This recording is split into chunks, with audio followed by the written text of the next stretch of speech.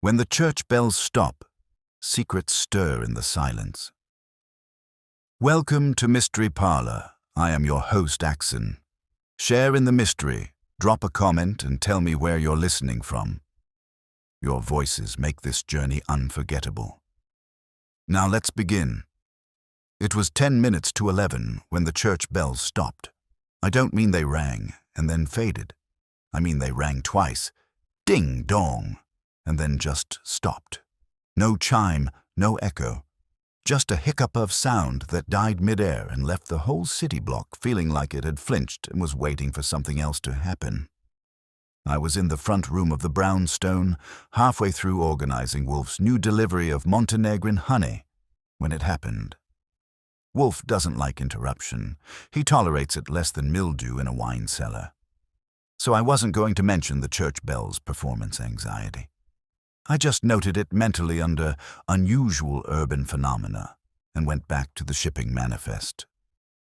Fritz had poked his head in to ask if he should use the new honey in the afternoon's Bavarian crepes, and Wolfe had answered with a dismissive pfui, which translated from Wolfies meant, "Don't ruin something delicate with the unknown." It was a normal morning, which for us meant tense silence punctuated by the rustles of a newspaper page and the occasional sigh of disbelief from the chair behind the orchids. Wolfe was in the plant rooms, sulking over the blooming schedule of a Cattleya hybrid that refused to bend to his will. I was scheduled to drive out to Yonkers that afternoon to collect a rare book someone claimed had Wolfe's personal bookplate in it, which meant someone was lying. Then the doorbell rang. Once, twice, then a third time, which means either an idiot or a priest. I opened the door to find a woman standing there in a pale lavender trench coat and sunglasses, too large for her face. She wasn't young, but she was doing her best impression of someone who refused to admit it. The trench coat wasn't for the weather, it was warm, and the glasses weren't for the sun. It was cloudy. She had the kind of posture that was built in finishing schools but now held together with willpower and maybe half a martini. "I need Mr. Wolfe," she said. I didn't blink. "You and the entirety of law enforcement, culinary academia, and 5 wealthy widowers. You'll need to be more specific." I was told he doesn't come out. So I came in. "You're getting ahead of yourself, Mrs., she corrected. Mrs. Honora Pell, of the Manhattan Pells. The name landed like it was supposed to, heavy and echoing and the sort of thing that probably came with a family crest and a coat closet full of lawsuits. I stepped back and let her in because you don't turn away royalty, even the kind that smells like dry gin and expensive regret. I took her to the office. She didn't sit until I offered, and even then she perched on the edge like she didn't trust the upholstery. I pressed the button that buzzed Wolfe and said, "A Mrs. Honora Pell to see you." "No appointment." His voice came back clipped. "I don't accept interruptions." She brought a last name that cost more than my annual salary. A long pause. "Very well." 5 minutes later, Wolfe came in. Dark suit, gold tie, an expression carved from pure disinterest. He sat heavily behind his desk, looked her over once, and said, "You have 5 minutes.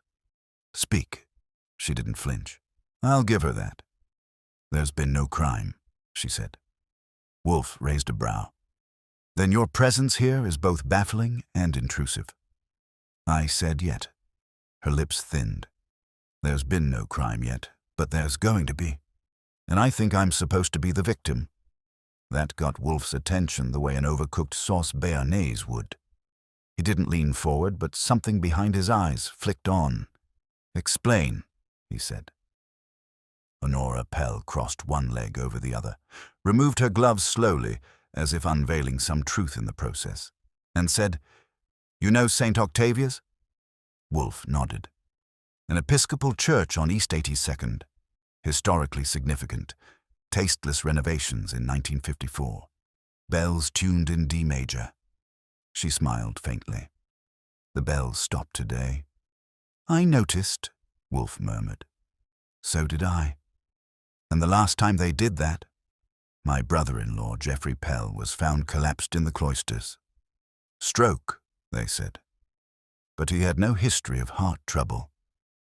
And he'd just changed his will. I didn't say anything, but I did slide my notepad a little closer. That wasn't a line you throw around in casual conversation.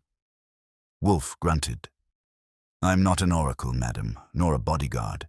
If you expect someone to harm you, report it to the police. I did. They laughed, or worse. They nodded sympathetically. She leaned forward now, her tone sharp. Geoffrey's death was the first crack. Now something's moving under the surface. People are changing their behavior, avoiding each other.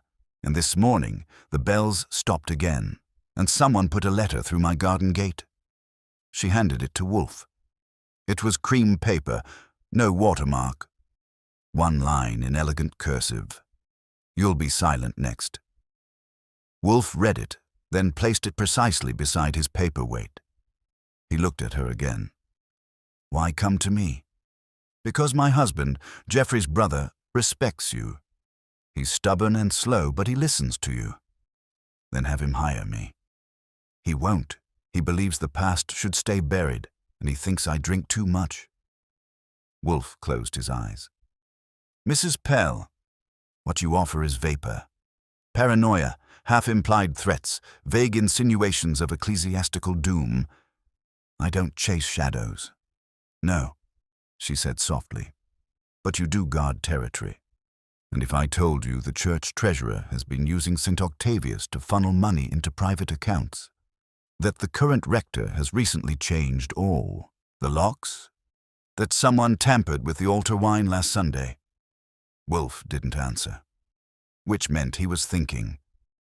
Mr. Wolfe, she said, if I'm right, if something is happening, you're the only person who might see the pattern before it's too late. Wolfe opened his eyes. You've already asked Saul Panzer to confirm the bells stopped, haven't you? She said, smiling faintly. Wolfe looked at me. I shrugged. She's good. I'm desperate, she corrected. He nodded once. Very well. Mr. Goodwin will visit St. Octavius this afternoon. You will stay available for questioning. She rose. That's all I want. She left us in silence. Wolfe finally said, You'll begin with the bell tower. Sure, I said, heading for the door. Let's find out what happens in the silence between the church bells. I'm not the praying type, but if you told me there was something lurking up in a church bell tower worth investigating, I'd at least put on clean socks. By 12:30, I was standing at the foot of St. Octavia's on East 82nd, looking up at the stone arch where the bells were supposed to be. The place had an old-world charm that screamed underfunded relic. Ivy clung to the outer walls, and the little courtyard still had the original wrought iron benches no one had the heart to replace. A plaque near the door boasted that the building dated back to 1876. I gave it a respectful nod, then walked through the front door. Inside, it was dim, smelling faintly of incense, dust, and something sour under the wood polish. Maybe mildew, maybe something worse. The main sanctuary was empty. The pews lined up in stoic silence, their cushions faded and worn. Stained glass windows filtered the overcast light into muddy reds and greens. It wasn't spooky, exactly, but it had that particular hush that makes you whisper even when you're alone. I spotted a young man arranging hymnals in the third pew, and introduced myself with the usual, just enough to sound official, not enough to scare anyone off. He was a redhead with a face full of freckles and a name tag that said Evan. When I asked about the bells, he blinked like I'd asked if the stained glass was edible. They didn't ring today, he repeated, brows drawn together. They started, I said. Twice, then nothing.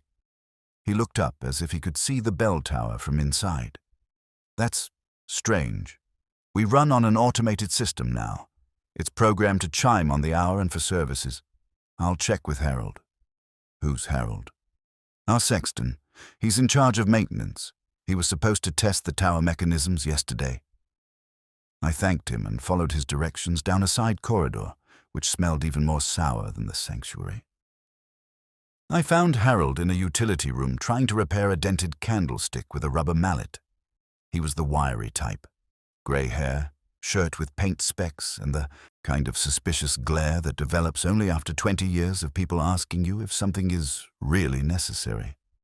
When I asked about the bells, his mouth flattened. "I tested the pulley weight myself," he said. "That gear assembly's temperamental, needs recalibrating if the humidity shifts too much. But it was fine yesterday. Sounded fine." "You test the chime itself?" "I did. Full quarter-hour cycle. Worked like a charm." I glanced at the windowless walls. "So what do you think happened this morning?" "Either someone accessed the control panel," he said, straightening with a creak of the knees, "or the system got sabotaged." That gave me a pause. "You think someone shut them off intentionally?" He didn't answer right away, just wiped his hands on a rag and looked past me, toward the hallway. "Back in February, someone messed with the fuse box, knocked out the heaters in the Sunday school wing. That wasn't age. That was fingers." "Reported." "To whom?" "The rector didn't want police involved.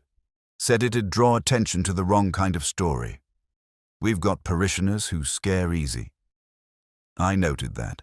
Wolfe's file would soon include the category, "Things the rector doesn't want to discuss." Back outside, I gave Saul a ring from a public phone on the corner. I wanted him to put ears on Honora Pell's address and eyes on her husband. If she was right, and the ice under the Pell family was thinning, then someone might be out to give her a push. Saul didn't ask questions. He just said, "How long?" And I told him for as long as it took to hear bells again. I walked the block for another hour, checking out angles from the surrounding rooftops, alley sightlines, and any back entrances to the church. Nothing screamed sabotage. But then again, it never does. If it were loud and flashy, it wouldn't be a job for Wolfe. By the time I got back to the brownstone, it was close to 3, and Wolfe was emerging from his afternoon orchid session with the expression of a man who had just finished lecturing a misbehaving genus on dignity. He looked at me without sitting. "Report." I gave him the whole story. Evan, the earnest hymnal sorter, Harold, the suspicious sexton, the half-hearted fuse box sabotage, and the abrupt silence of the bells that had worked fine the day before. I also handed him the diagram I'd drawn of the bell tower's controls and mechanisms. Wolfe likes diagrams, particularly if they spare him the indignity of standing up. When I finished, he returned to his chair, folded his hands, and closed his eyes. That meant he was either thinking deeply or irritated by the state of mankind. Possibly both. I waited until he opened his eyes again, then asked, "So? Do we take the woman seriously?" "I always take money seriously," Wolfe murmured. "But yes, Mrs. Pell is not a fool. Nor is she intoxicated by drama. She's frightened, which is useful. Fear compels honesty, unless it's hiding something." "Precisely." He tilted his head. "You observed nothing else?"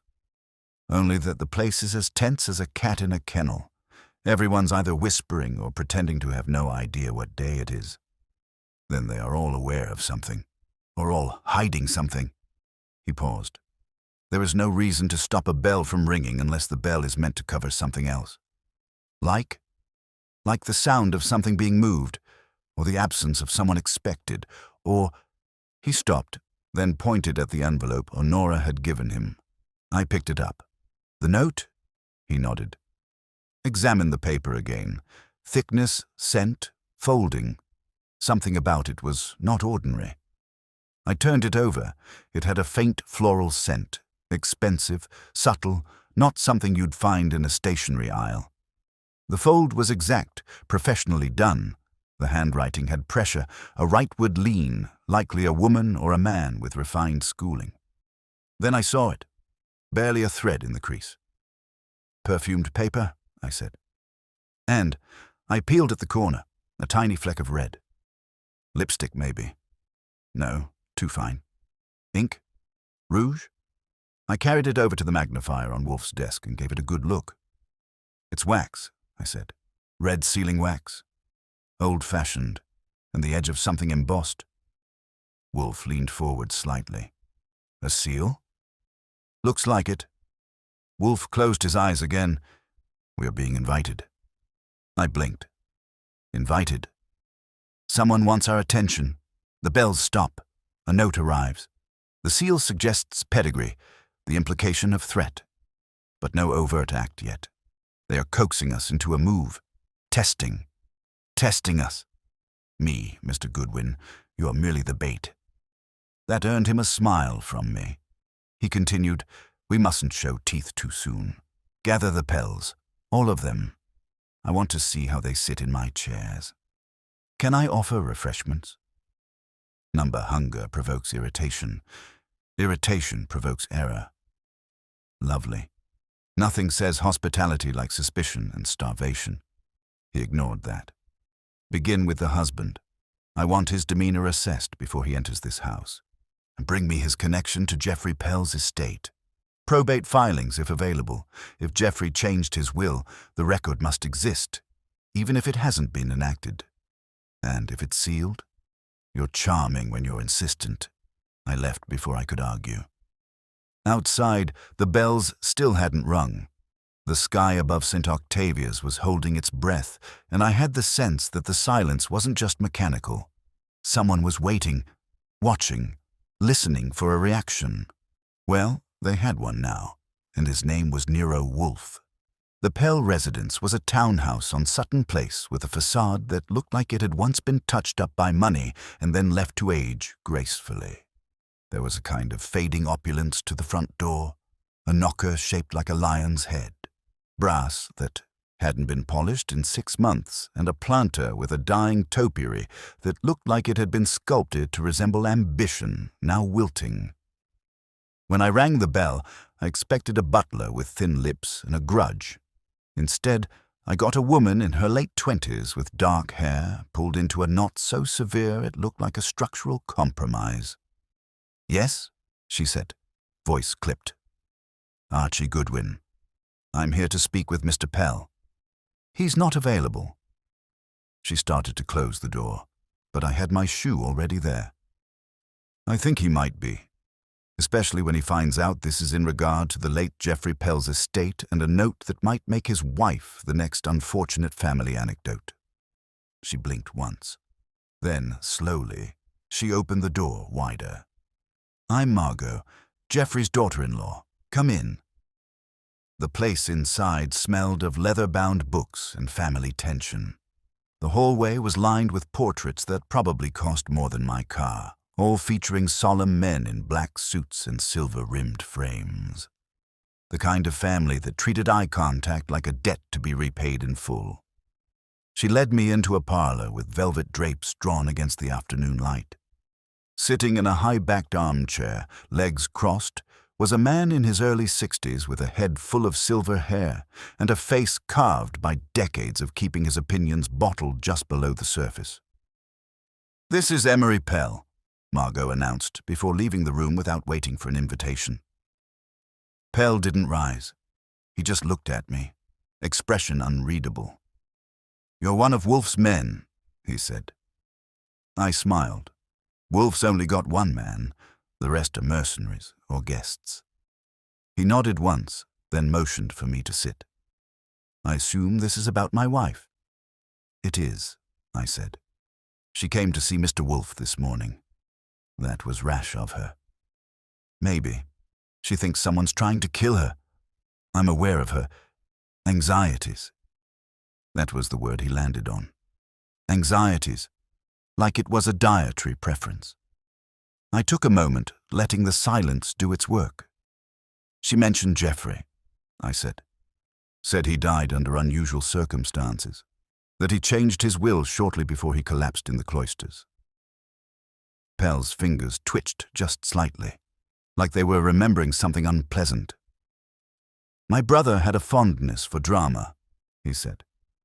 He was always convinced someone was after his legacy.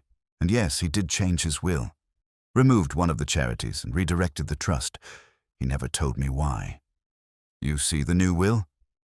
He looked at me like I'd asked if he shared a toothbrush with his accountant. It was read privately to the family. Executor only.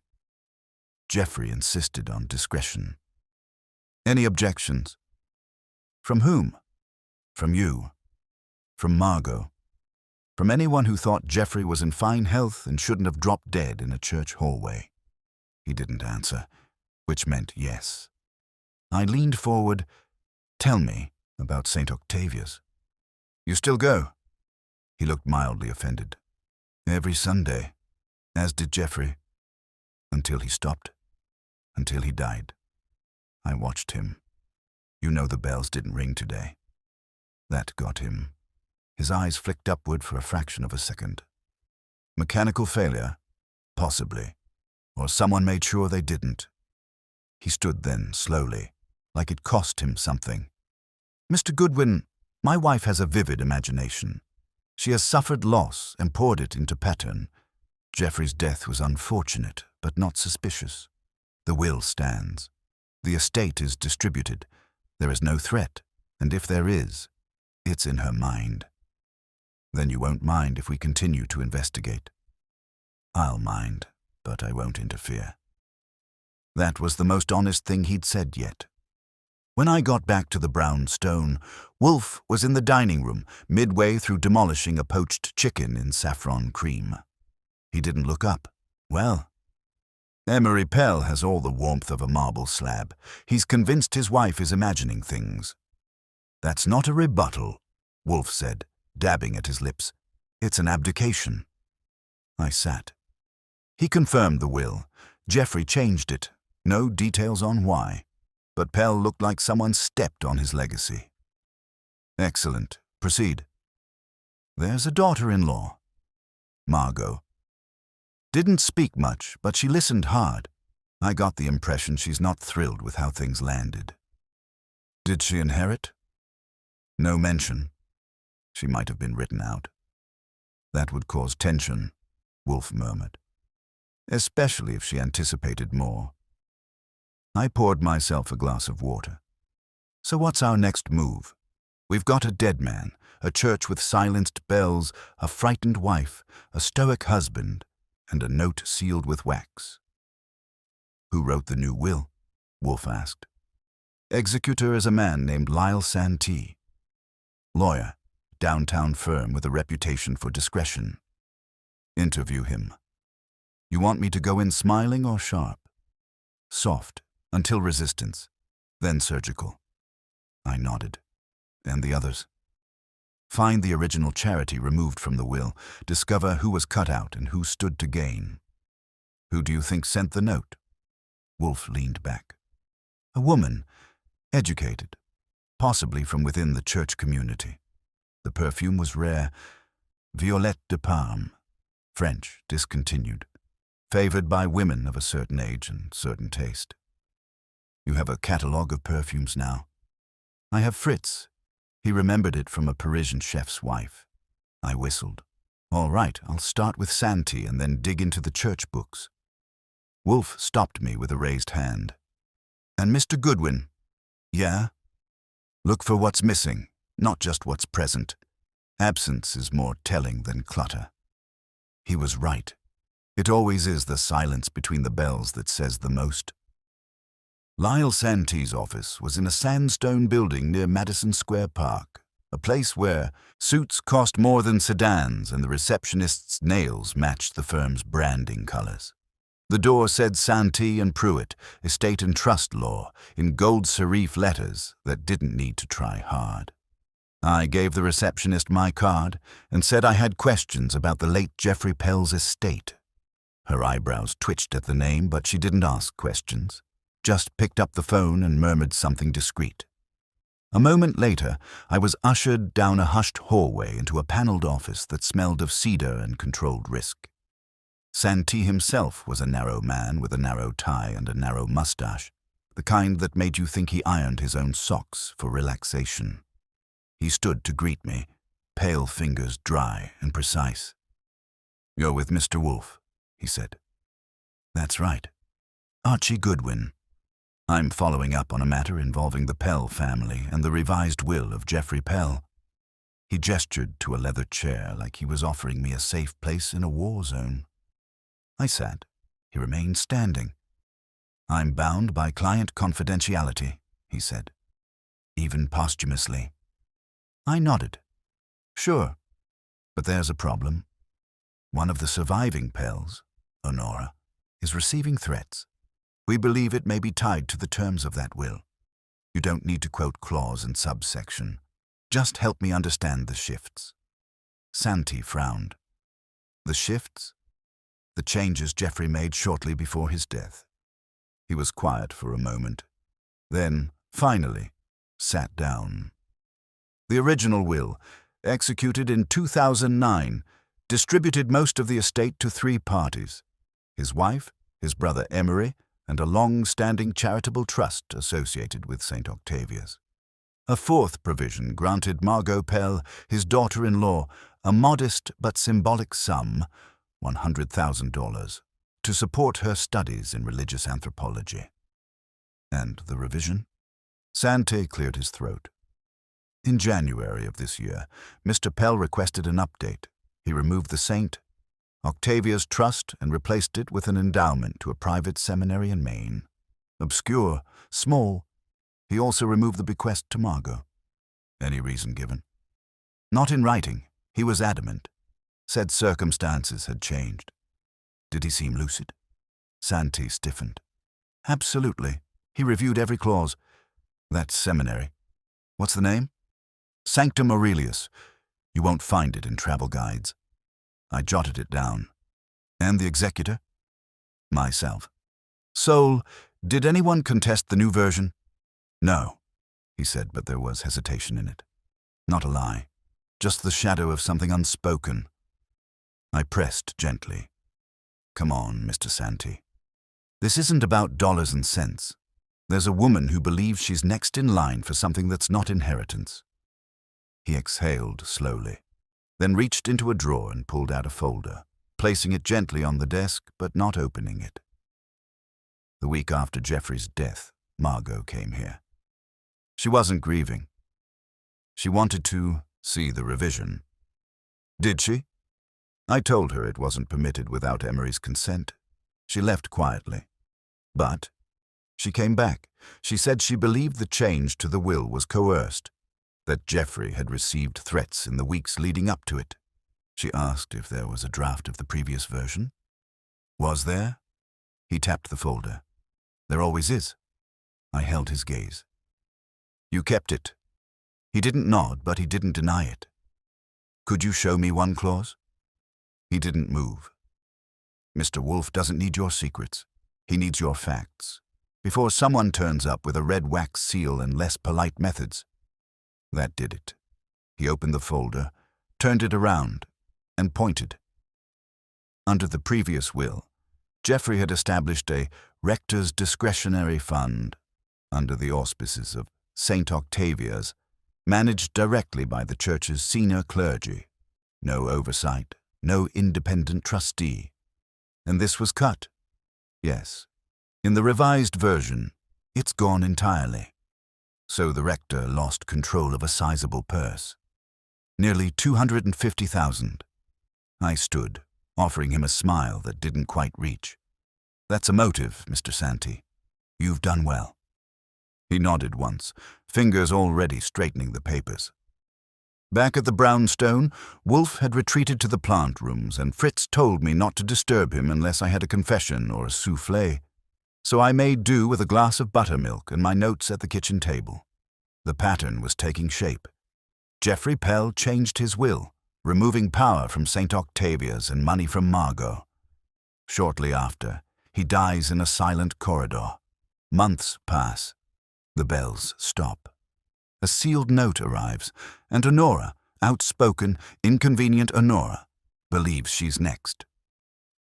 I didn't hear Wolfe come in. He slid into the dining room, hair slightly damp from misting orchids, and raised an eyebrow. Well, Sanctum Aurelius got the cash. Margot got the boot, and the rector, he lost the slush fund. Wolfe's eyes narrowed.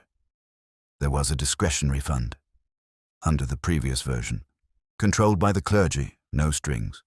The new will eliminates it completely. Then the church had a motive, he said softly, and maybe a reason to send a warning note. Or distraction, Wolfe murmured. A real threat cloaked in ecclesiastical drama. Mr. Goodwin, you must speak to the rector. I was planning on it. Don't go alone. Take Kramer. I stared. Kramer, since when do we invite the inspector to tea? Since I require leverage. He'll want to know if a death was misrepresented. Offer him that hint, and he'll come. What do I say? Say you've uncovered inconsistencies, that Geoffrey Pell's death may not be as clean as it appears, and that the church may be protecting something inconvenient. I nodded. And if Kramer bites? Then the silence between the church bells becomes an interrogation. I made the call. Kramer grunted, cursed, and hung up, which meant he was on his way. I had the sense that someone, somewhere, maybe in robes, maybe in pearls, had already realized we were coming, and they were either going to brace for it or ring the bells one last time before everything broke loose. Inspector Kramer arrived at the brownstone looking like he'd chewed his cigar down to the stub just to keep from yelling at someone. He wasn't smoking it. He never did indoors, but the damp shred clenched between his teeth gave off enough menace on its own. He came through the front door with no pleasantries and went straight to Wolfe's office without being invited. That told me he was taking Wolfe's call seriously. You don't ignore your Sunday roast for a theory unless it itches something you already suspect. Wolfe stayed seated, of course, hands on the chair arms like a monarch receiving emissaries from lesser kingdoms. I leaned against the wall, arms crossed, watching the two of them circle the same block of stone from opposite sides of the street. You'd better have more than feelings and fog, Kramer growled, lowering himself into the red leather chair. You dragged me off a paperwork run and promised something that sounded like murder investments. Wolfe didn't flinch. Mr. Goodwin, I handed Kramer a printed copy of the 2009 Pell will, specifically the clause regarding the rector's discretionary fund, and then the relevant excerpt from Santee's notes about the updated version. Kramer read them both in silence, flipping the pages with the gentleness of a man used to arresting people for crossing the wrong line. Go on, he said, eyes still on the page. In January, Geoffrey Pell removes the church's control of a $250,000 fund, I said. He redirects it to a seminary in Maine. A month later, he dies in the cloister corridor at St. Octavia's. No autopsy. Cause of death, sudden cardiac arrest. No police report. The rector signed the death certification paperwork. No doctor reviewed it. Kramer looked up slowly. What the hell do you mean, no doctor reviewed it? That's what I mean, I said. We found the burial affidavit. Wolfe had Lon Cohen pull the archive. Wolfe's voice cut in, calm and deliberate. If the church circumvented a medical review, and if that same church lost a substantial bequest, then Geoffrey Pell's death is no longer merely unfortunate. It is suspicious, deliberately unexamined, and perhaps convenient. Kramer's jaw tensed. You're suggesting a cover-up by clergy? I'm suggesting, Wolfe said, that the silence of the church bells may be louder than anyone realizes. Kramer snorted. Poetic. Indeed. He looked back at the will. You've got motive. You don't have proof. You don't even have a body. No, Wolfe said, but we may have a witness. And a next target. I handed Kramer the note Honora Pell had received. He sniffed at it, ran a thumb over the fold, and frowned. You think this came from someone in the church? I think, Wolfe said, it came from someone accustomed to tradition, someone who believes in warning shots, and someone who is no longer content to watch the estate be divided without their hand on the scale. Kramer sat back. So who do I talk to? The rector, Wolfe said. Kramer looked at me. And you're coming too. I want a watchdog who knows when people are lying." That afternoon, the three of us stepped through the heavy oaken doors of St. Octavia's. Kramer didn't wait to be led. He made straight for the office marked Reverend Dr. Linwood Grayson, Rector, and knocked once before walking in. The rector was seated behind a desk that looked salvaged from a Gothic novel. He wore a charcoal clerical shirt, no collar, and the kind of wire-rimmed glasses that made you wonder whether he graded sermons for theology students. He stood up, smiling faintly, but the eyes were sharp. "Inspector." A surprise. "You're not wrong," Kramer said. "We need to talk about Geoffrey Pell." The rector's hands froze on the edge of the desk. "That was months ago. And now it's today again. Sit." Grayson did. I stood near the wall, hands in my pockets, and tried to look like wallpaper with opinions. "Did you sign his death paperwork?" Kramer asked. "I did." "Why no medical examiner?" "Because Geoffrey Pell had a known blood pressure condition." "He did not," I cut in. The rector looked at me, startled. "I beg your pardon?" "I spoke to his physician. Twice annually, clean checkups, no medication, no history, no known issue." "I was told." "By whom?" Kramer snapped. The rector hesitated. Then, almost reluctantly, "By Mrs. Margot Pell." Kramer turned. "The same Margot Pell who was removed from the will?" "Yes," he said slowly. "But I didn't know that at the time." "You knew about the discretionary fund being cut?" "I learned after the funeral." "What did you think?" "I thought Geoffrey had made a mistake." "Or a decision," I said. He glanced at me again. This time, the gaze was tighter. "I'm not sure why I'm being interrogated." "Because you signed a death form without authority," Kramer said, "and you signed away a police inquiry." "I had no reason to suspect wrongdoing?" "No." "And what about now?" The rector paused, then folded his hands. "Now, I wonder." "You received money from that fund," I said. "What did you use it for?" "It wasn't personal. It was for church outreach, meals, shelters, discretionary support for clergy who fell on hard times." "Can you document that?" "I can, but it would take time. Much of it was handled through a trust clerk. She kept the detailed ledger." "What's her name?" I asked. He hesitated. "Her name was Marian Elwell." I caught that was and leaned in. "Where is she now?" "She left the church shortly after Geoffrey's death. Resigned. Said she was tired of the politics." "Did anyone pressure her?" "I wouldn't know." "You wouldn't?" I said. "Or you didn't ask?" His jaw tensed. I stepped forward. "Did she know about the will revision?" "I don't know." Kramer stood. "We're going to find her. If she knew something and someone wanted her silent—" "She's not dead," the rector said quickly. "I got a card from her, just a Christmas note. She's living in Vermont now." "Get me the address," Kramer said. "Today." The rector nodded stiffly. Back outside, Kramer lit the shredded cigar with the satisfaction of a man who'd just realized someone had handed him an unopened file cabinet and a crowbar. "She's the key," he said. "That trust clerk, she knew something. And I'll bet you 3 rings of those damn bells that someone made sure she got out before it came to light." I nodded. "You believe the death was staged?" "I believe," Kramer said, puffing once, "that I should have been called 6 months ago." I didn't argue. Instead, I looked back at the church, its stone archway still silent, still watching. There was something else under all this. An absence Wolfe would have called deliberate. Like a chair no one sits in, or a hymn no one sings. Back at the brownstone, I gave Wolfe the full report. He listened, unmoving, eyes half-lidded. "She left," he said softly. "Marian Elwell. The ledger vanished with her. That is not flight, that is extraction." "You think she was pushed?" "I think," Wolfe said, "that she was bought or scared." I nodded. "You want me to go to Vermont?" Number, let Mr. Kramer take that blunt instrument.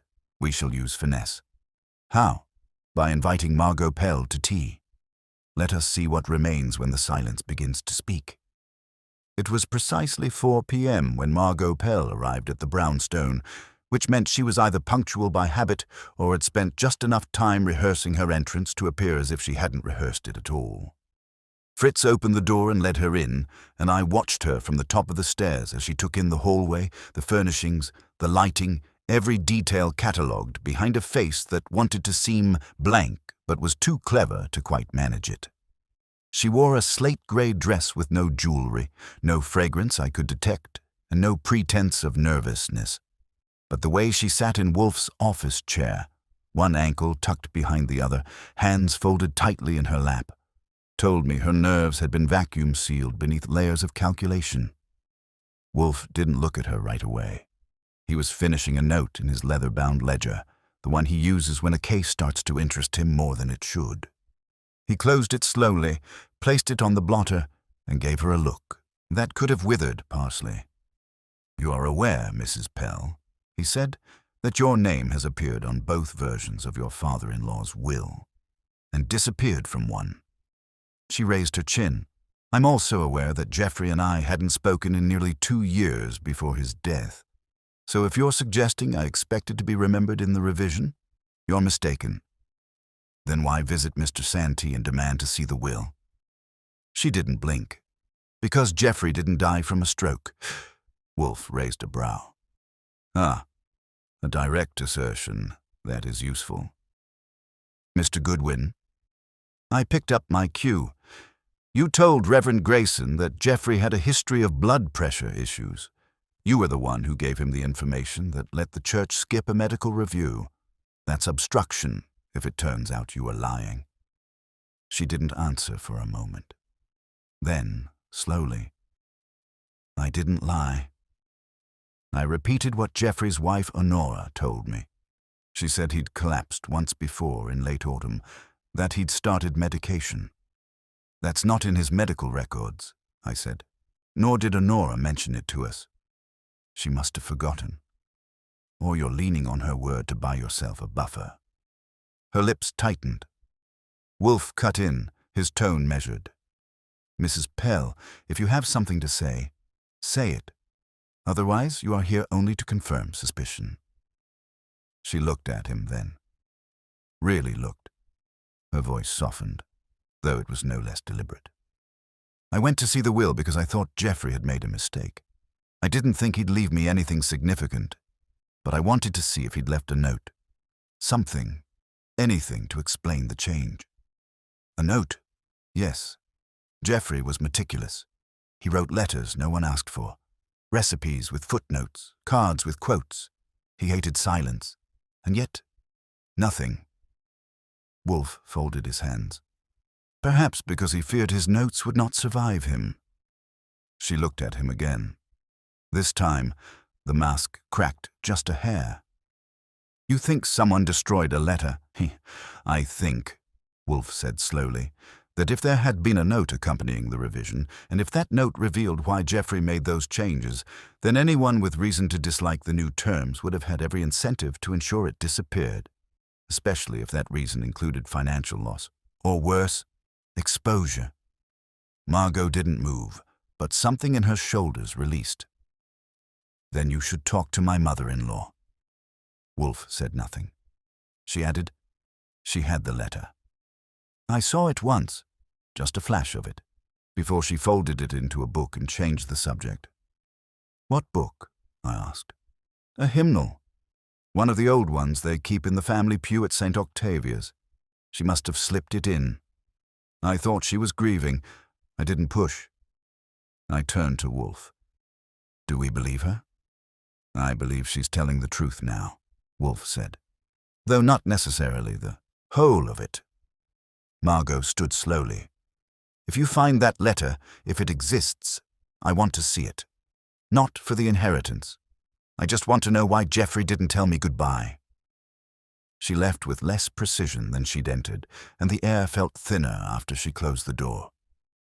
Wolfe stayed motionless, his eyes fixed on the chair she'd vacated, like it still held answers. "You want me to check the pews?" "Tonight," he said. "After hours. Take gloves. I don't break into churches." "You're not breaking in. You're recovering a potentially suppressed document from a public house of worship." "Sounds better when you say it." "Everything does." He paused, then added, "Take Saul. If the hymnal is gone, I want the shelf dusted and the inventory compared." I nodded, made the call, and by 8:30, Saul and I were slipping through the vestry side door of St. Octavia's, which the janitor had conveniently forgotten to lock. The nave was dark except for the altar lights, casting long, dramatic shadows across the pews. Saul moved like a shadow himself, gliding between rows with gloved hands and quiet breath.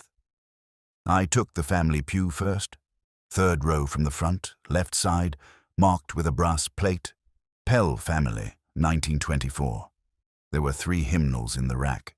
I opened the first, blank end papers, numbered pages. Nothing.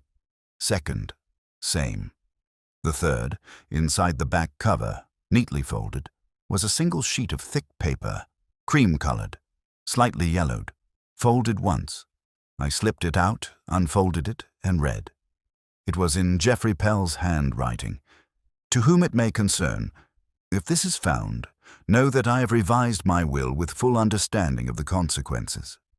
I've discovered irregularities in the financial dealings of St. Octavia's discretionary fund. Irregularities, I suspect, involve not just poor stewardship, but intentional obfuscation. I regret not acting sooner. My decision to redirect funds is not personal. It is corrective. Do not blame Honora. She knew none of this. Do not trust Linwood Grayson. Geoffrey." I looked at Saul. He was reading over my shoulder. "Well," he said, "that'll rattle a few saints." I nodded, slipped the letter into a protective sleeve, and we left through the same quiet door. As we walked back to the car, I had the distinct feeling we were being watched, not from a window or the street, but from within, from the silent stone face of the church that had stopped ringing its bells. Back at the brownstone, Wolfe read the letter 3 times, said nothing, and set it down like it was sacred. "Now," he said, "we have motive and misdirection. It's time to bring the choir together. You want them all here? Every living member of that family, and the rector. That's going to get loud. No, Mr. Goodwin, that's when the silence ends." The next morning began with Fritz poaching eggs in silence, which meant Wolfe had already told him what the day would bring. When Fritz prepares breakfast like he's fortifying a castle, it's a sure sign that the brownstone is going to be invaded. By 9:30, the invitations had gone out, delivered with Wolfe's signature brevity and 0 room for refusal. "Your presence is required at 11 a.m. sharp regarding the matter of Geoffrey Pell's estate, Nero Wolfe." That's all it said. No pleas, no explanation, just a summons in Wolfe's handwriting, and people don't ignore that. Not when they know he's circling something that could land with a legal thud or a social concussion. By 10:45, I was in the front room, jacket pressed and notepad ready. Fritz had cleared the office of any clutter, and Wolfe sat in his oversized throne of leather like an emperor expecting both tribute and treachery. They arrived like clockwork. Emery Pell was first, looking like someone had told him there was an emergency board meeting and no time to iron his conscience. He gave me a tight nod and entered the office without speaking. A moment later, Honora followed in a darker coat than before, hair pinned more carefully, the kind of effort people make when they suspect someone's about to say something final. Then came Margot, alone again, hands bare, no purse, eyes sharper than the last time. Kramer was next. He didn't knock, just walked in with the quiet satisfaction of a man who had finally, officially, received Marian Elwell's address from the rector's secretary and was ready to knock on that Vermont door like it owed him money. Then came the rector himself. Linwood Grayson stepped through the threshold of the brownstone like it hurt him to cross into a domain where his word didn't matter. He wore his collar this time, a conscious choice, probably to remind everyone that he still had God on his side. It didn't work. He looked smaller than before, or maybe just more visible. Wolfe waited until they were seated, Emery stiff in the red chair, Honora delicate near the fireplace, Margot perfectly upright on the edge of the couch, and Grayson in the farthest possible corner, like a man watching his own trial from the gallery. Only then did Wolfe speak. "Thank you for coming.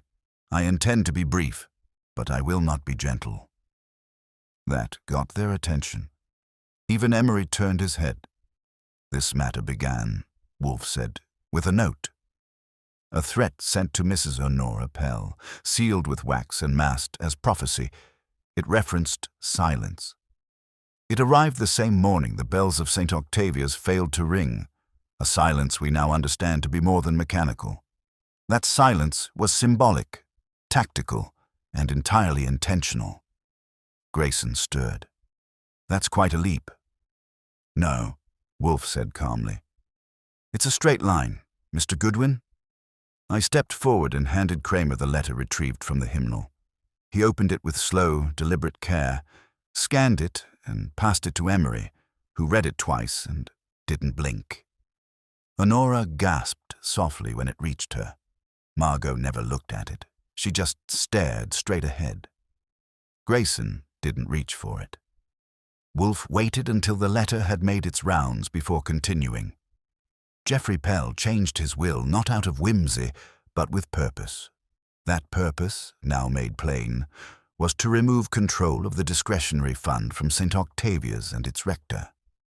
Grayson's mouth twitched, but he said nothing.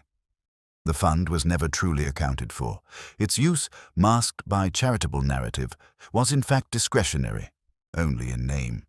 Miss Marian Elwell was the lone steward of its true record. She disappeared shortly after Geoffrey's death, removed, I suspect, with either encouragement or money. Possibly both. "That's conjecture," Grayson said, voice tight. "Not for long," Wolfe replied. "Inspector Kramer is sending someone to speak with her today." Emery finally spoke, his voice gravel.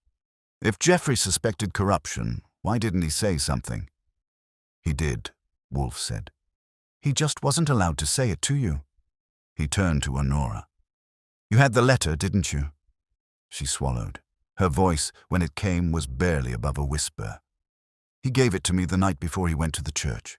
He told me not to open it unless something happened. I didn't want to believe anything would. So I hid it." "In the family hymnal?"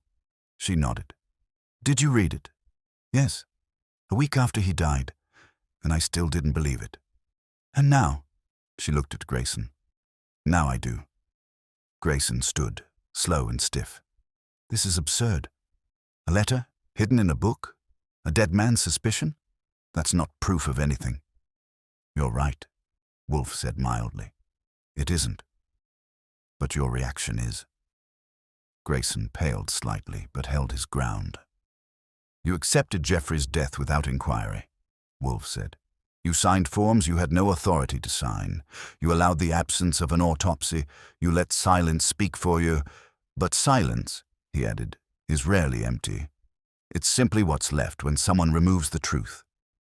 Margot's voice cut in suddenly. "He threatened Geoffrey." Everyone turned. She was staring at Grayson now, voice flat. 3 weeks before the will was changed, Geoffrey told me he'd had a meeting with the rector, that Linwood warned him about the consequences of stirring mud in sacred places. Geoffrey laughed it off at first, but then he got cautious. He stopped coming to Sunday suppers. He kept his folders locked. That's when I knew something had shifted. "Why didn't you tell us this before?" Kramer asked. She met his gaze. "Because I thought I was being paranoid. Because I didn't want to be the bitter daughter-in-law. Because I didn't know if I was next." Grayson took a step toward her, but stopped himself. Wolfe gestured slightly, and I moved beside the rector like a subtle reminder that The path forward was very narrow and very watched. Kramer stood then, took out a notebook and said, "We'll be reviewing every financial transaction tied to the discretionary fund. And Reverend Grayson, you're not to leave the city. We'll also be following up with Miss Elwell. If she confirms any of this—" "She will," Wolfe said. "Even silence has memory." Wolfe leaned back, satisfied. He didn't need to gloat. The office was full of tension, regret, and the quiet collapse of narratives that had protected the wrong people for too long. The guests left one by one, some stiffly, some slowly, some without looking back. Grayson was the last. He paused at the threshold, turned to Wolfe and said, "You've ruined a man's reputation with nothing but suspicion and sentiment." "No," Wolfe said, eyes half-lidded. "You did that. I merely turned up the volume." When the door closed behind him, Wolfe reached for his glass of beer and took a sip, contemplative. I sat down finally and said, "So, what do we call this one?" Wolfe raised an eyebrow. "Call it what it was." I smiled. "The silence between the church bells?" He nodded. "And what followed when they began to ring again?" I stood to stretch. "And dinner?" "In 30 minutes. Fritz called from the kitchen." "Good," I said, heading that way. "Because after all that silence, I'm starving." The air in the brownstone felt different the next morning, like the house itself was settling after a long-held breath. There were no visitors scheduled, no bells ringing, and no notes slid beneath the door. But Wolfe was not at peace. That much was obvious. He sat in his chair with his fingertips pressed together, eyes narrowed, not at a book or a case file, or even me, but at the corner of the rug beneath the office window. When Wolfe stares at inanimate objects, it usually means he's replaying something that didn't sit quite right, and I knew better than to interrupt him until the silence resolved itself. I'd just finished typing up my notes for the Kramer copy when he spoke. "There is a detail that resists placement." I turned slightly in my chair. "Only one?" "Must be a slow morning." He didn't take the bait. Mrs. Pell's letter was found in a hymnal that had not been opened since Geoffrey's death. Right. Yet when Mr. Goodwin retrieved it, the hymnal had been shifted. Its position on the shelf was inconsistent with dust patterns on the neighboring volumes. I frowned, meaning someone else found it before me, or knew to look and chose not to act. That gave me pause. "You think someone saw the letter and left it there?" "I think someone expected the letter to be found, on a timetable of their choosing." "Why?" "To accelerate exposure or to shift suspicion." I stood and walked to the shelf where we kept our open case folders. "We've already got motive and misdirection." "You said so yourself." "I did. But what we lack is completion. The resolution must satisfy the pattern, and the pattern does not end with the rector's disgrace alone." "You're saying there's someone else." "There is always someone else." A second later, the phone rang. Fritz answered from the hallway, then appeared in the doorway with that particular furrow between his brows so he saves for trouble. "Mr. Kramer, for you." I took the call at the desk. "Archie Goodwin. You'll want to hear this."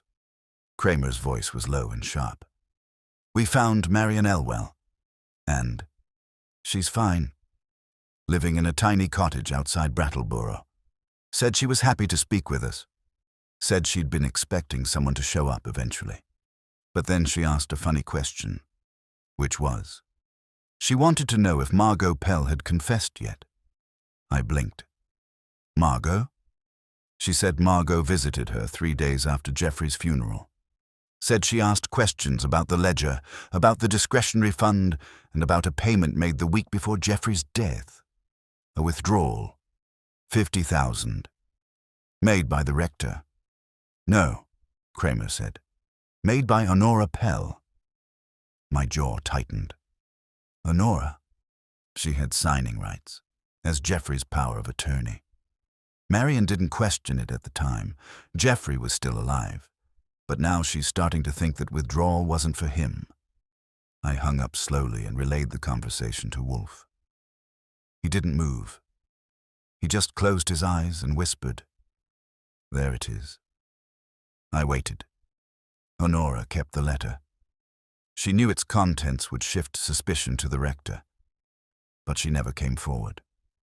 Instead, she played the frightened widow. She hired us.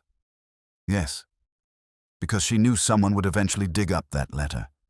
Better it be me than the police. She wanted to control the story. No, Wolfe said. She wanted to control the sequence. He opened his eyes. And now we must interrupt it. It didn't take long to arrange. We called Honora back to the brownstone.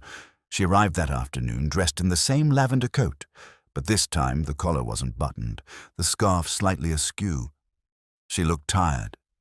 Not in the performative way people adopt to invite sympathy, but genuinely worn, like someone who's run a longer race than she meant to.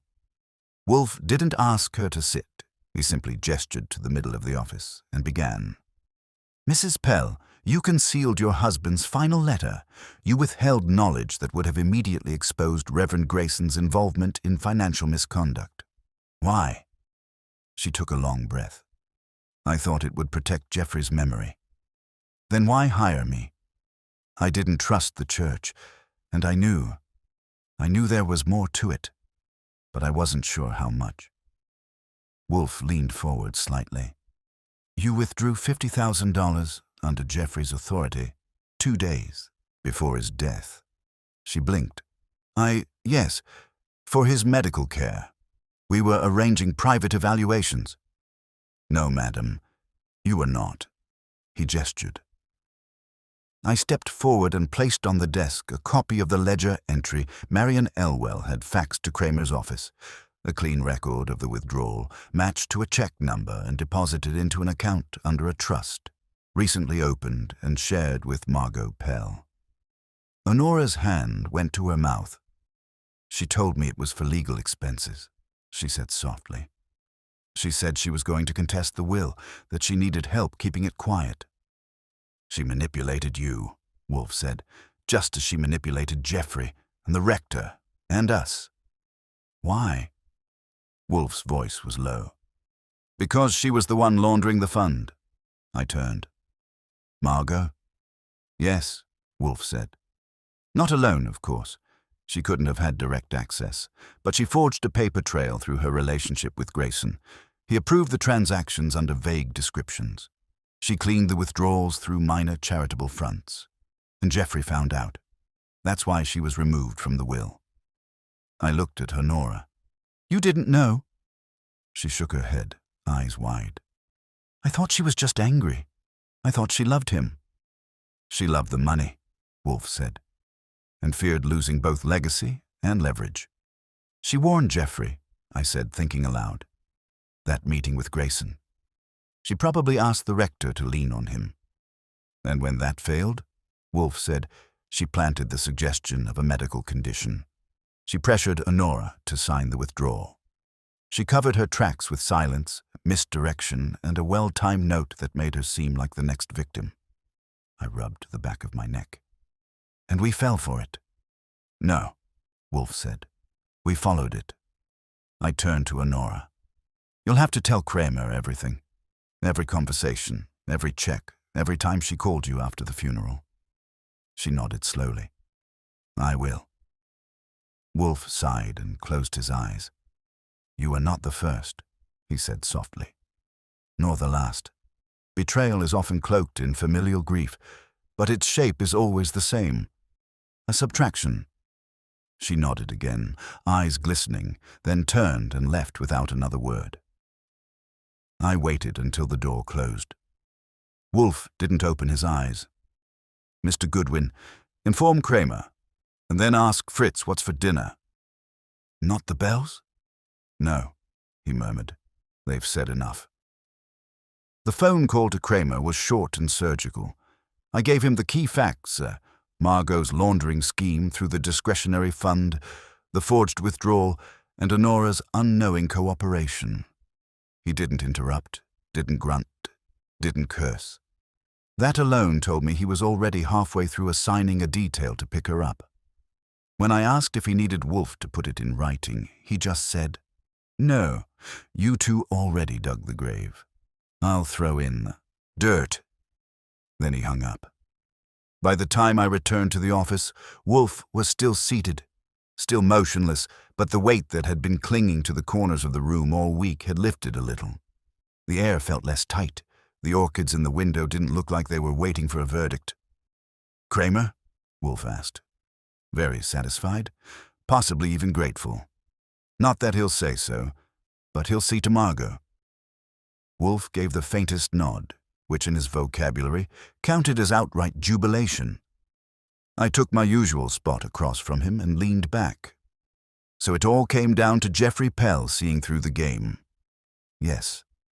He revises the will, cuts the discretionary fund, and gets quietly erased from the picture. Wolfe opened his eyes.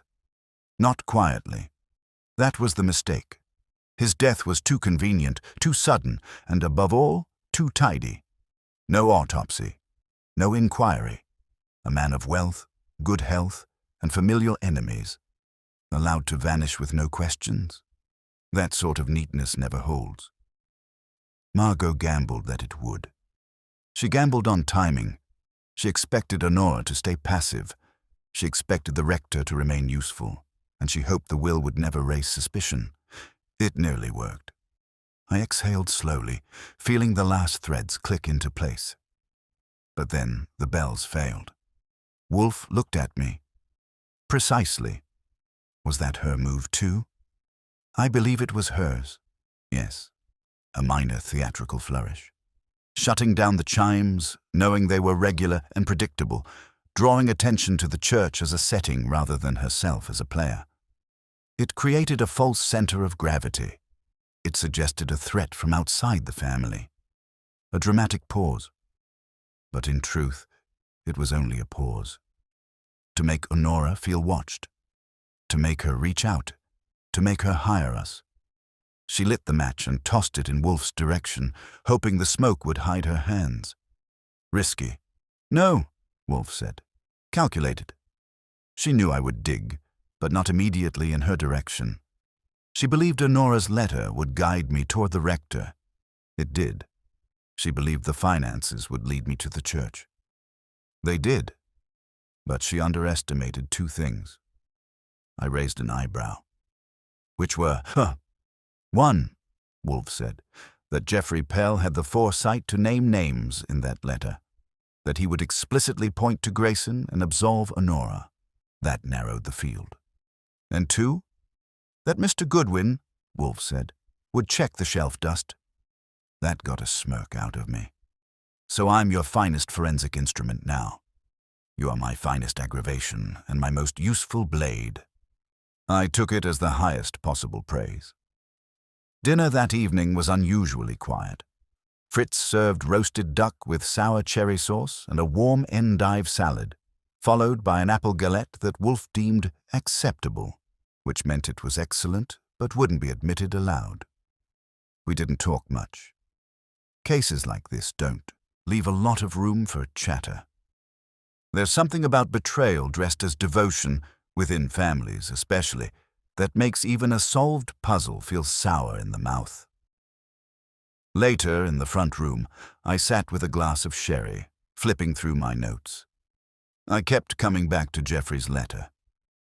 It wasn't long, it wasn't flowery, but it had a kind of moral weight you don't see often. He hadn't just redirected his money. He'd tried to reroute responsibility. It hadn't saved him, but it had opened a door. One that Margot hadn't thought would matter once he was gone. I heard Wolfe call for me around 9 and returned to the office. He gestured toward the stack of folders on his desk. "We are done. You're sure?" He looked at me, his tone final. "It's finished. Kramer will formalize the charges. The rector will resign. Honora will not be prosecuted. Her culpability was minimal and her cooperation complete. The seminary will retain its endowment, and the ledger will be reviewed in public. The bells, I imagine, will resume." And us? He allowed a thin smile. We resume as well. I glanced at the empty office, at the dimming light across the orchids, at the chair where Margot had sat, pretending to be hollow. You think she meant to keep the money? She meant to keep her version of the story, Wolfe said.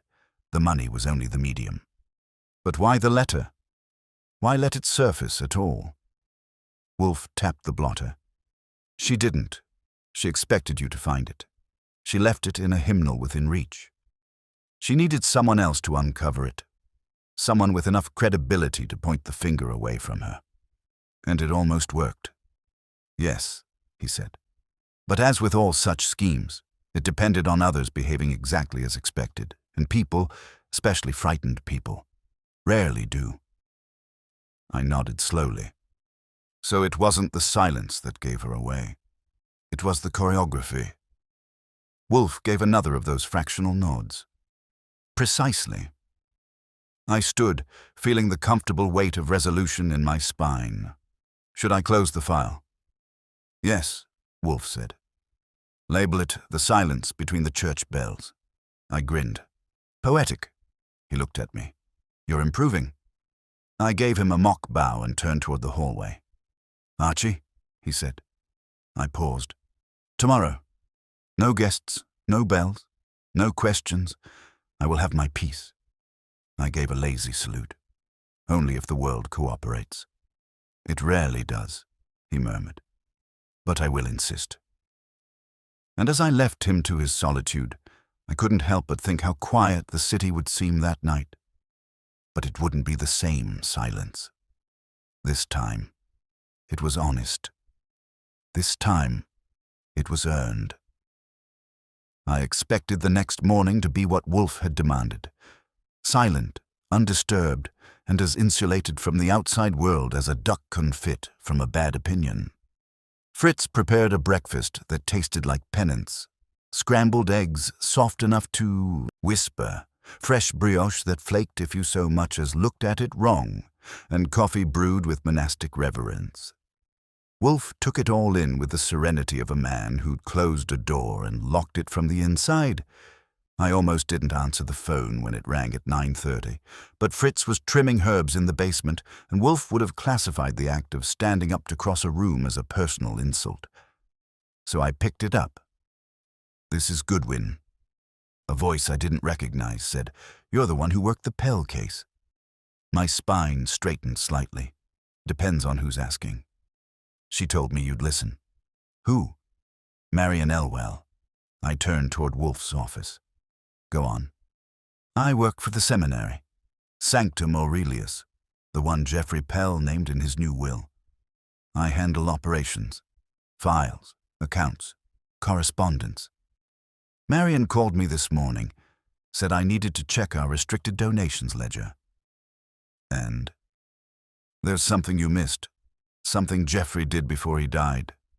I don't want to say it over the phone, but you're going to want to see it. He gave me the address. A low-slung building in Morningside Heights, sandwiched between a shuttered coffee shop and a Greek Orthodox bookstore. I jotted it down, thanked him, and hung up. Then I walked into Wolfe's office. You're not going to like this, I said. I never do. There's more. He looked up. Of course there is. Do you want me to go alone? Not unless you plan to carry my body on your back. Report at once if the soil starts shifting again. I'll take that as a yes. The seminary was quiet, which made sense. It was the kind of place that looked like it hadn't raised its voice in 50 years. The man who greeted me at the front desk was pale, slight, and wore a navy cardigan like armor. He introduced himself as Leonard Rhodes and led me to a cramped office that smelled faintly of old envelopes and lemon cleaner. I'm not trying to stir anything, he said as he sat. But when Marian called me, she asked if I'd checked the signature authorization on the Pell bequest. I hadn't. I leaned forward. What did you find? He opened a drawer, pulled out a thin folder and slid it across the desk. Inside was a single page, typed, clean, dated 2 days before Geoffrey's death. It was an addendum to the will. executed through Santee's office but delivered directly to the seminary. It specified that the funds transferred to Sanctum Aurelius were to be held in escrow, not general use, until the results of an internal ethics audit could be verified. Geoffrey wanted the money to go to the seminary, Rhodes said, but not unconditionally. He didn't trust them. He didn't trust us. Or rather, he wanted to be sure that by cutting off the church, he wasn't handing the same power to someone equally corrupt. I sat back, impressed. So the man did one better. He set a tripwire for everyone. Rhodes nodded. It gets stranger. That letter, it wasn't sent from Geoffrey's address. It came from a post office box, but it's real. Marion confirmed the signature. She saw it with her own eyes. Why now? She said, "You'd understand." I took a breath and looked again at the page. Then I called Wolfe. By the time I returned to the brownstone, Wolfe had the orchids misted, his tie straightened, and his second beer of the day waiting on the windowsill. He took the document from me and read it in silence, his thumb brushing the edge of the paper as if it might dissolve. He knew, I said, about the church, about Margot, about the fund. But he also suspected that even this sanctuary, the seminary, wasn't immune. So he left a lock on the door. Not a lock, Wolfe said softly. A lesson. I dropped into the red chair. Margot didn't know about this clause. She couldn't have, Wolfe said. Otherwise, she would have tried to intercept it, or destroy it. I nodded. Instead, she followed the money only to the main will. She never saw the trap inside the envelope. Because it wasn't written for her. I raised a brow. Then who was it for? Wolfe looked at me, eyes unusually clear. For whoever came next. We sat in silence for a while after that. Wolfe with his beer, me with a notepad I no longer needed to write in. Outside, the world continued making its usual noises, engines, footsteps, distant sirens, but inside the brownstone, it was still. And then, for the first time in nearly a week, we heard it.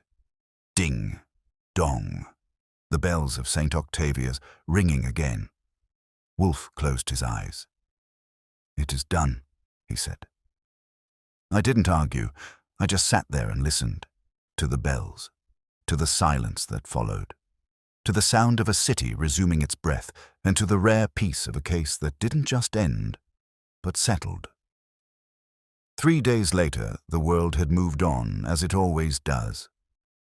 The papers ran a modest story about the suspension of Reverend Linwood Grayson, framed politely in the language of internal audit irregularities and temporary administrative leave. They didn't mention Margot Pell by name, but a few society columns circled the scandal with delicate clause, hinting at a promising scholar's sudden retreat from the public sphere. Wolfe declined to comment, of course. I didn't. Kramer stopped by once more, unannounced as usual, just long enough to grunt a thank you that sounded more like indigestion. He dropped off a manila envelope containing a signed statement from Marion Elwell and the ledger summary she'd reconstructed. It nailed down the timeline and tied the discretionary withdrawals to Margot with enough specificity to keep any defense attorney up at night. It also named Grayson as complicit, though Marion was careful to couch it in phrases like willful negligence and pattern of acquiescence. She didn't want blood, just truth. That evening, Wolfe called me into the office. He was in shirt sleeves, the orchid rooms closed for the night, and the tray beside him held only a modest glass of Madeira. A rare moment of reflection, which I knew better than to interrupt without invitation. "I've been considering," he said without looking up, "what Geoffrey Pell intended to leave behind." I settled into the red chair. "Justice?" "No," he said. "A warning. And perhaps a mirror." I waited. He knew the institutions he belonged to, the family, the church, the seminary, were as fallible as the people who ran them, and yet he left his fortune with one after stripping it from the others. Not out of trust, but to test it. He was not redistributing power. He was observing its behavior. Kind of a final experiment. Precisely. He sipped his Madeira. In the end, it wasn't his wealth that exposed them. It was the pattern he created, the absence he engineered. Even in death, he designed the silence. I couldn't help but smile. That's what cracked it for you, wasn't it? The silence Wolfe gave a fractional nod. Nature abhors a vacuum. So does corruption. When Geoffrey stopped speaking, others rushed to fill the void with lies, with distractions, with threats. But the truth remained, waiting, as always, to be heard by someone who listens properly. I reached into my coat pocket and took out the folded page I'd kept. The original letter. Geoffrey's note from the hymnal. Wolfe had a copy, of course. But I'd held on to the real thing for reasons I hadn't quite figured out. I don't know why, I said, handing it to him, but this one feels different. He took it, unfolded it gently, and laid it on the desk. It should, he said, because it was not merely a clue. It was a confession, not of guilt, but of hope. That hung there for a minute. Wolfe rarely traffics in sentiment, but when he does, it lands. Eventually, I broke the silence. Fritz says he's making trout mousse tonight. Want me to tell him to double it? No, Wolfe said. Triple it. I'm famished. And that was that. Another case solved. Another tangle of motives, money, and manipulation cut loose by Wolfe's mind and tied off with his voice. No fireworks, no chase through the dark, no last-minute rescues. Just words, just patterns, just a man in a chair who listens better than anyone alive. As I left the room, the church bells rang again in the distance, clear, measured, unbroken. I didn't need to look back. Wolfe heard them too, and this time, the silence that followed was finally honest, finally honest, finally honest, finally honest, finally honest, finally honest, finally honest, finally honest, finally honest.